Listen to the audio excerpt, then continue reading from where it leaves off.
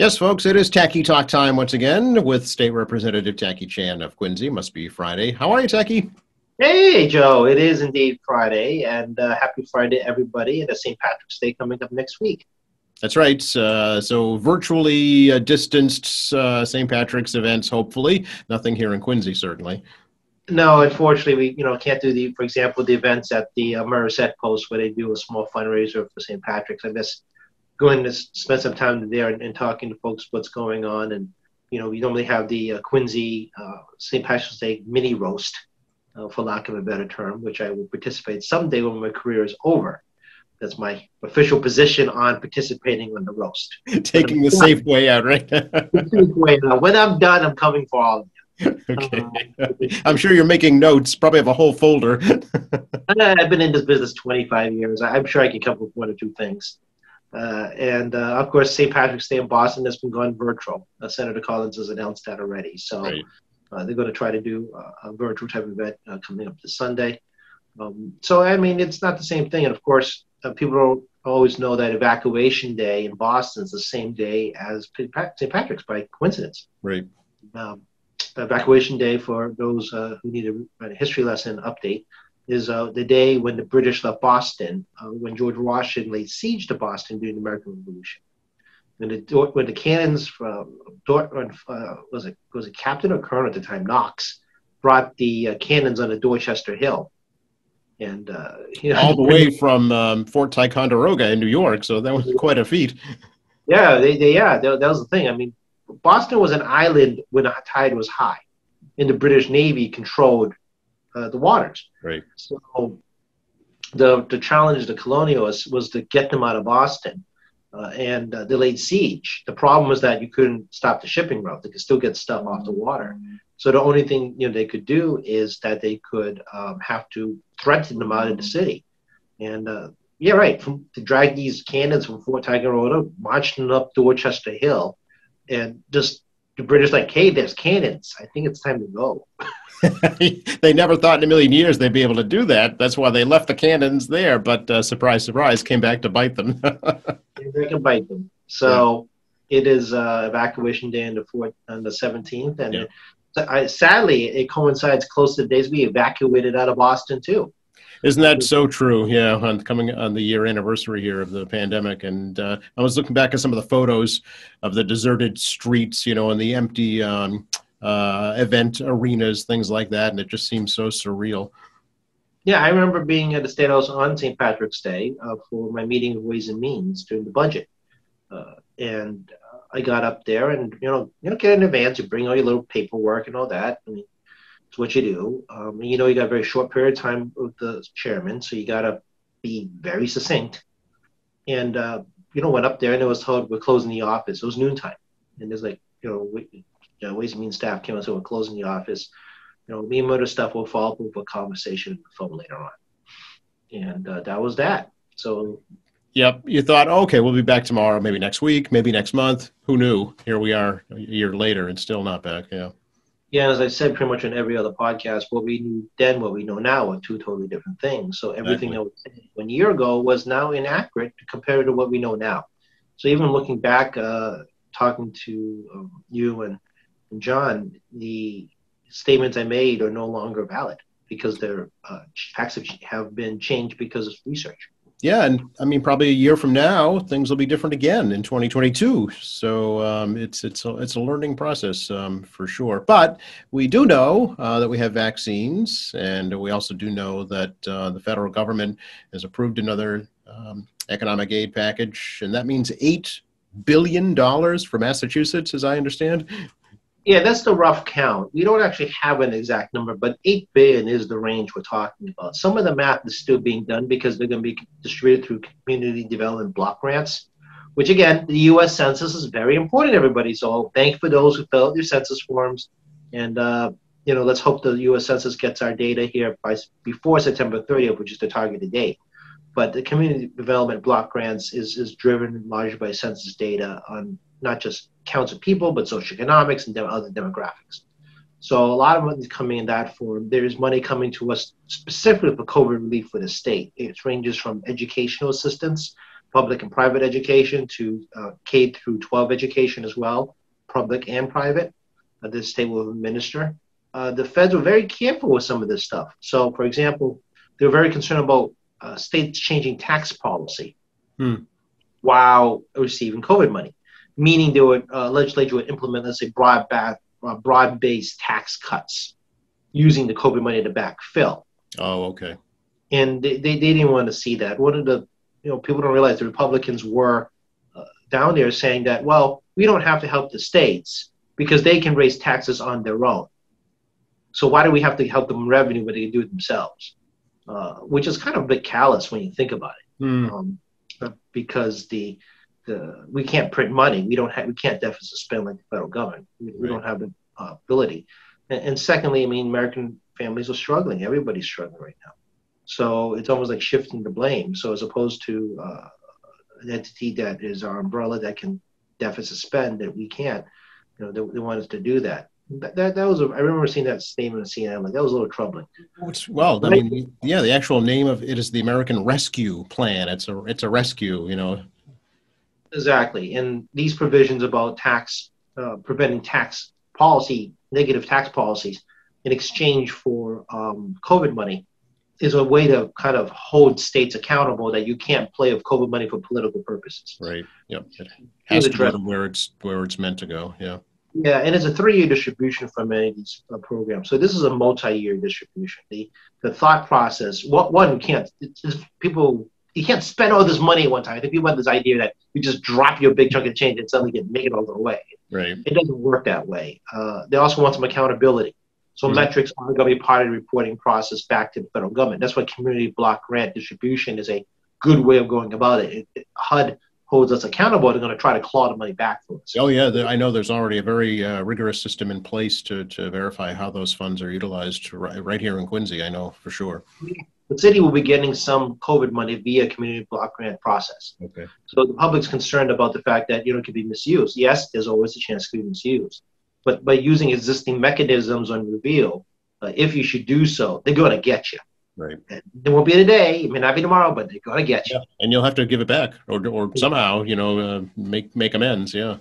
Exactly. And that's kind of what they're looking at, some of the fact sheets coming out from not from government, but from local organizations like the Mass Taxpayer Foundations, one of the groups I look at. It's an independent body.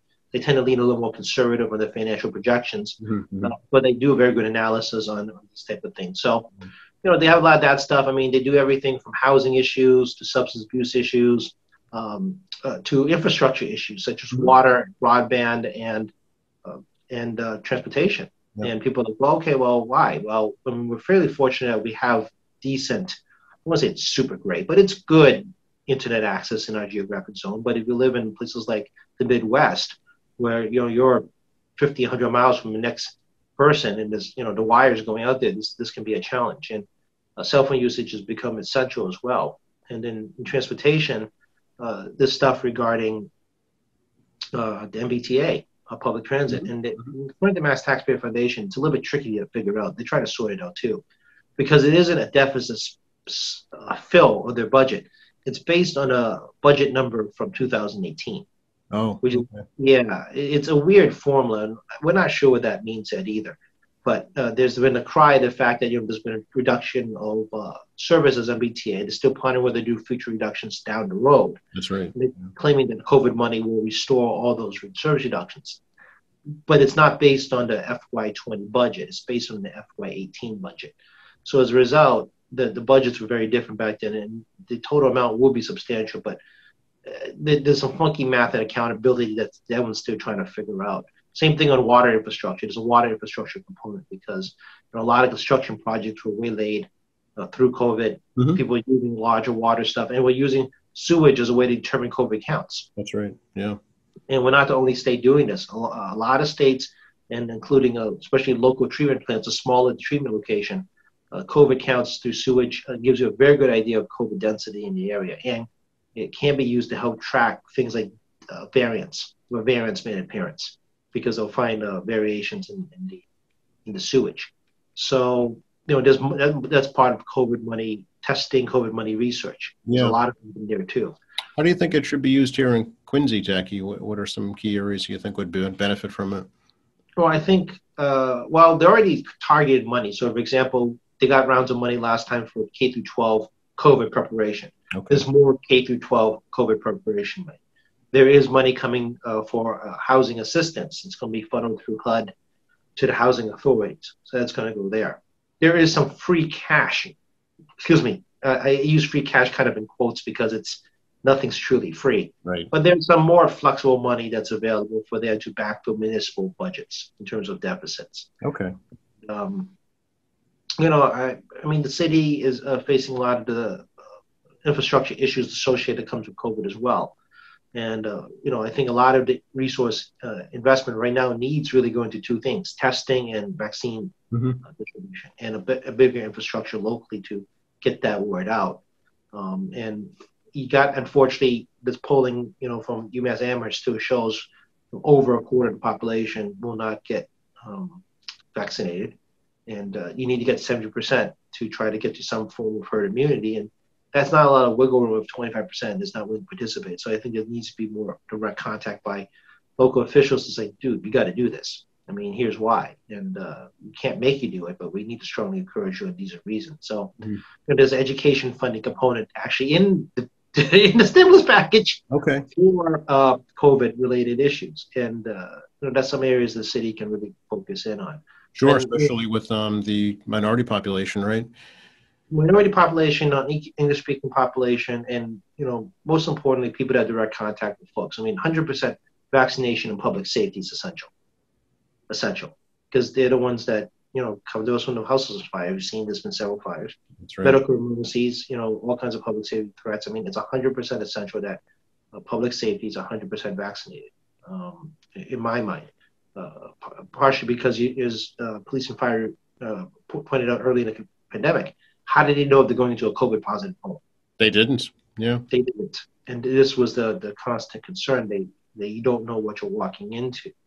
And having them vaccinated, obviously it saves their lives, but also the people around them as well. Mm-hmm. Yep. So, I mean, anything that's, front-facing regular contact, there's got to be strong encouragement to have a vaccination process in place. Yeah. So, the COVID relief package, the stimulus package that's put out this week is going to be quite a bit of time to sort out exactly how it's going to be distributed in terms and how the accountability is going to work. For example, the unemployment is not $400 extra a week; it's $300 extra a week.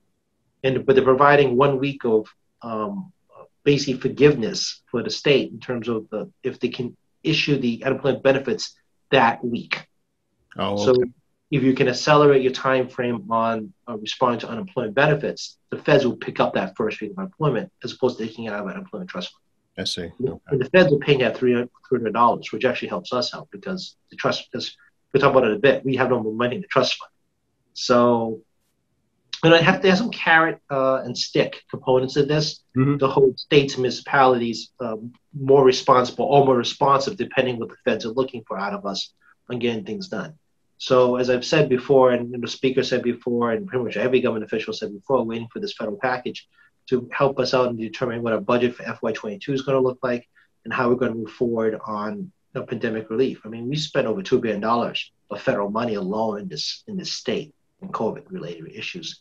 And that doesn't include using things like Medicare money to keep Lawrence Hospital alive. Right. I mean, we got to get waivers from the feds to utilize the Medicare trust fund. Doesn't include $22 billion worth of, was it 22 or 20, I can't remember. So it's billions of dollars worth of unemployment benefits have pushed out since last April. I mean, COVID has cost taxpayers and trust funds of various forms that pay by fees or matching grants or other taxpayer funded things that aren't directly, that's not direct tax. It's money we've set aside for various programs. Right. Billions and billions of dollars in Massachusetts. Oh, sure. Yeah. So, I mean, as I said before, the budget is under stress. COVID's causing the stress. It's a new fixed cost that none of us knew was going to be there. And it's going to be with us, I think, for many years to come, for sure. Yeah. We talk a little bit about some state level action and what's been happening this week. Yeah, the House yesterday passed the governor's proposal for $7 billion to float the unemployment trust fund. The unemployment trust fund is paid for by employers as part of a payroll tax. If your employer participates in unemployment trust fund, then if you get laid off, your benefits are paid by the trust fund. If your employee does not participate in the trust fund, then they have to pay the entire unemployment benefit themselves if they let you off. Of course, it requires the Department of Unemployment Assistance to determine if you were laid off. There's a whole review process. Yes, right. Yep. But if it's in favor of an employee, your employer has to pay 100% of the unemployment benefit cost. So it is generally recommended that if you're an employee, you should probably pay unemployment benefits. It's actually in the long term cheaper than paying those unemployment benefits out of pocket. And there's several things that are going to happen this year. One was going to shift the unemployment tax rate to the next level. If you look at the statute, the unemployment tax rate is kind of a wacky looking formula involving a lot of letters and percentages, but it's also based on size of business. And if you lay off people, you get penalized by moving up the tax bracket and paying more into the fund because now you're draining more into the fund. Oh, I see. Okay. Yeah. However, it's also an existing schedule that based on economic indicators, it will continue to move up greater payments by employers. Historically, during good economic periods, the legislature has always froze increasing those step amounts, which is good because, it's good for employers to keep some money in payroll taxes. However, it doesn't always help with the trust fund. Mm-hmm. And this is the danger we always run across, that you're trying to calculate exactly how much money you think you need in a trust fund in the conventional economic downturn. I can't believe I'm using the word conventional, but that conventional economic downturn versus the interest of trying to help businesses, keep some money for themselves. So it's always this balancing act. And it was the automatic trigger was going to happen. We passed a bill yesterday to stop that trigger. We passed a bill to allow the government to bond up to $7 billion over the course of the next basically 5 years to backfill the unemployment trust fund. The federal government is looking to get their payback unemployment trust fund loan this September, and that's with interest. So we owe them over $2 billion, the feds $2 billion from last year's unemployment benefits. That's how much we've in deficit unemployment trust fund. Wow. So, to forego having to do with that interest, we can use the bond money to pay that off. And then the trust fund would have to pay off the bond. Okay. So it's not it's an indirect taxpayer issue because the taxpayer in this case would be the unemployment trust fund payroll tax. Okay, but that would be the money has to stay in the same cycle. You can't make it go somewhere else because it has to pay it back itself. So I know it sounds weird to people when I put it this way, but we're basically using bonds. State's going to float bonds to float the trust fund, which the trust fund will pay back those bonds. Okay, I see. It's hope that the economy gets better over time. Correct, because the average projections for $1.9 billion in payroll taxes will already exceed a $2.2 billion deficit in payroll taxes in terms of filling the trust fund. We're still not anticipating a massive springboard recovery, massive V-shape, jump and go. Right. And we still have to be ready potentially for who knows what's going to come down the road these days in 2021. So, the extra buffer on $7 million will give the governor plenty of space over the next several years to ensure that the trust fund is solvent. We're still going to have to collect our unemployment taxes. I'm sorry to say, folks, it's still going to happen to fill the trust fund. And then hopefully when the economy is stronger, they'll gradually take some of that trust fund money out to pay off that bond. Yep. We're trying to keep the bond solvent at the same time. It's going to be very complicated math. And no one wants to hear the word taxes, but guess what? This is what one of your taxes pay for is unemployment benefits. And the pandemic could have expected this to happen. Right. And another good one that happened yesterday was the taxing of PPP on businesses. So, okay. The PPP basically came in one or two forms. You can either take it as a loan, but if you fulfill certain requirements, you can convert that to a grant. And if it's a loan, it's not income. If it's a grant, it is income. And for tax purposes, grants are taxable for most cases. There are some odd exceptions for educational grants for people, but you have to read the fine print carefully to figure out that's taxable or not, because I had a grant and I had it taxed. So Okay. All right. I had a scholarship benefit when I was in law school, and that was all taxable. Um, there was no benefit of fine print in that case. But yeah, so obviously business had to make a snap decision this past summer on whether to take this payroll protection program. They did so. Many of them decided not to treat it as a loan. They treated it as a straight up grant. Businesses have not recovered well, unfortunately, going into this tax cycle, and that income becomes taxable if you're not a corporation. Now, people are like, what does that mean? There's basically three ways of business. There's corporate businesses, there's non-corporate businesses, and all the other corporate entities. So corporations is what you guys are used to seeing, Inc. And that's historically traditional corporation. It's British construction. It's been around for like 600 years. Then you have non-corporate, which is me holding up a shingle in my home saying Tacky Chan Law Firm. I just write all the checks to Tacky Chan. You're not writing to a corporate entity. It's like Tacky Chan Inc. It's all Tacky Chan. Then you have other stuff that's in the middle. People hear about C Corp, S Corp, LLPs, LCs, etc. And those are the other types of corporations out there. And those are kind of a quasi situation where you have the corporate benefit of the entity, but you get the pass-through benefit of the income going straight to yourself as a deductible. I see. So the idea is that if you're LLC, for example, you can have the benefit of being a corporation, meaning you have a corporate name. If there's a lawsuit, you sue a corporation. You don't sue the person individually. If I say Tacky Chan Law Firm with no corporation, you can sue me personally for my work. Yeah.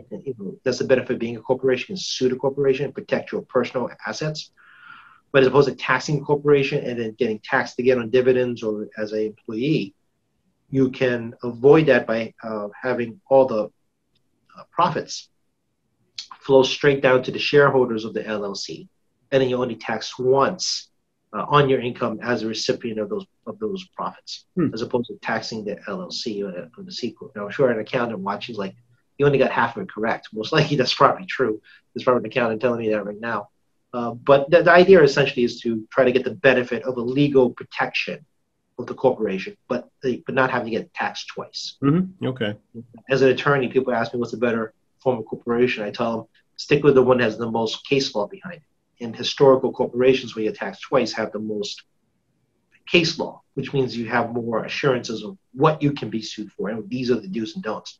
All the other entities are about 40 years old, with not a lot of case law behind it yet. And there'll be more case law coming. But that's a whole other segment of legal advice for corporations. Yes, yes. So that's the state has, the House has pushed out a bill. Yesterday, it's gone to the Senate as part of its unemployment package to make that PPP grant non-taxable. Okay. So if you received $100,000 in PPP, for example, as a business, as an S corp, you don't count that as part of your income for the purpose of taxation. Okay, all right. I have to follow that. How about the bill to exempt PPE from state taxes, Tacky? Where's that stand? Well, it's got a docket number, and I'm waiting for it to get to committee. The